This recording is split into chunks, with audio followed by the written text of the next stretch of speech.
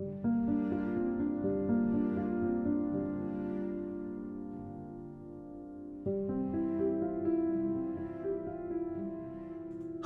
walked through the long hallways of the stronghold, nodding her head to the occasional maid or worker as she walked past them.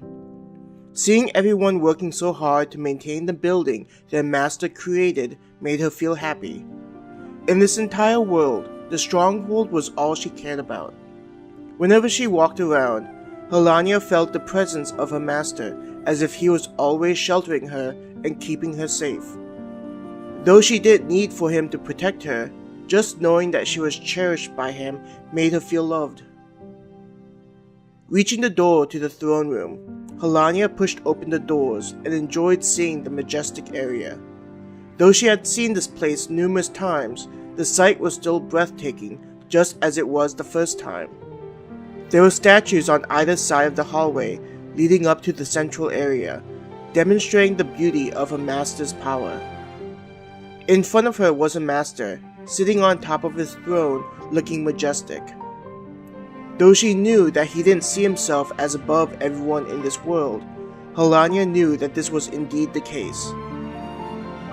Just like the residents living inside the city he created, he should be standing above everyone. They should come to him and embrace his presence as she did. Her master appeared to be deep in thought about something. To not disturb his thought, she got on one knee in front of his throne. On one knee with her head down, Helania tried to think about what her master had called to see her about. Though her job wasn't to go look after the city, Helania was happy to make sure that his city prospered in this desert. She would walk through the city to make sure all the residents were happy and had their needs taken care of. This led to many of the people think she was compassionate, but all that went through her mind was making sure that the city reflected positively on him. Her thoughts were also on the other guardians. She had noticed that they had begun to develop into their own, which may not be a bad thing, but a matter to be concerned about. Helania felt that she was the only one that stuck to what she was when he first created her. Knowing her master, he needed those that would be supportive of his wishes. He held so much pain inside of him, not wanting to let them see his perceived weakness of himself. This brought her much pain, seeing him suffer and unable to find a way to help him. With the authority he had given her, Helania vowed that she would do whatever was necessary to heal the wounds inside him. Helania, as always, I am happy that you are here. He smiled at her with that sad smile. You merely need to wish it, and I'll be at your side, Master, Helania answered, hoping to provide him with reassurance. Though I do not say this to others, but with you, I feel like I can be more honest. I often wonder if you are eager to be by my side because I created you, or if these are your genuine feelings. He sighed, holding a hand to his forehead. He looked to be suffering so much that she wanted to rush to his side and embrace him. Would any of you be here next to me if not for my abilities? Master, I am here not because you are my creator, but because I truly do not think there is anywhere else I would want to be. Being by your side is my only desire, so please do not show such sadness in your eyes, she stated. I often dream of her, though I know that I have removed most of her from my heart. Though she was not my first, I still find that she had the most impact on me. Is this feeling in me due to my own self-interest of wanting to feel like a man, or did I truly care about her? How often do men feel like they need to defend their masculinity and have feelings like these just because they do not want to think about how they were not up to par for the woman? His voice was quiet as he asked her, though she thought that he was asking himself these questions. Even if I am unaware of this person who has hurt you, I know that my feelings are real. Please do not think that you are creating me has any bearing on who you are to me. She pleaded with him, trying to reach his heart, which was buried behind so much suffering. "Come to me, Helania. Though it may seem childish, I just need to feel something right now." He called to her, his voice filled with grief. Gracefully rising up, she walked towards him. Each of her footsteps caused her heart to beat a little faster while also causing her soul to break, seeing how alone he looked to her. Though her master had such powers and abilities, it did not help take away his pain. Raising her arms, Helania reached out towards his head and gently caressed his hair. With smooth agility, Helania placed herself on top of his lap, allowing her to bring his head to her bosom. She felt his hot breath on her skin, causing her to embrace him more.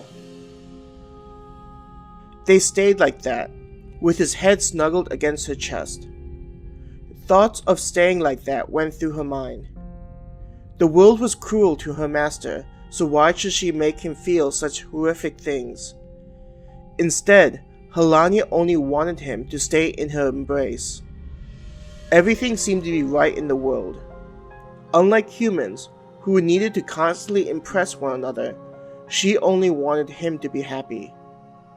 If he asked for this world on a silver plate, she would lead the guardians and lay waste to the world. There would be nothing she would not do for him. "Helania, though I wish we could be like this, I have a need of you. I know that you will accomplish my will, so I can only count on you for this task," he said to her, his voice letting her know that this was not an easy thing for him to ask her. "Master, I only exist for you. There is nothing that could stand in my way if it meant I would be able to see your will be done," she whispered into his hair, breathing in his scent to memorize it. Helania knew that her master was about to ask her to leave his side, so she wanted to memorize how he smelled until she would be able to return to his side. "Though many may call me a liar, I do feel your love and desire to do all that I ask for," he sighed into her chest, making her skin tingle. "I sense that someone is acting against me, or at least this world. I want you to find out who dares to challenge me and learn as much as possible. It pains me to have you leave, and I hope you will forgive me for asking you to go on your own." "There is no reason to think such things. I only hope that I will be able to return to you as soon as possible. Being by your side is all I want, though I am also happy that you would be able to rely on me with such a task." Helania kissed him on his head, smiling at how he was able to depend on her. "To help you out, I will be giving you the ability to transform into any form, in addition to a dragon. This will allow you to infiltrate them wherever they may be," he informed her. "When would you like for me to leave?" Helania already knew the answer, though she hoped that they could stay like they were for a bit longer.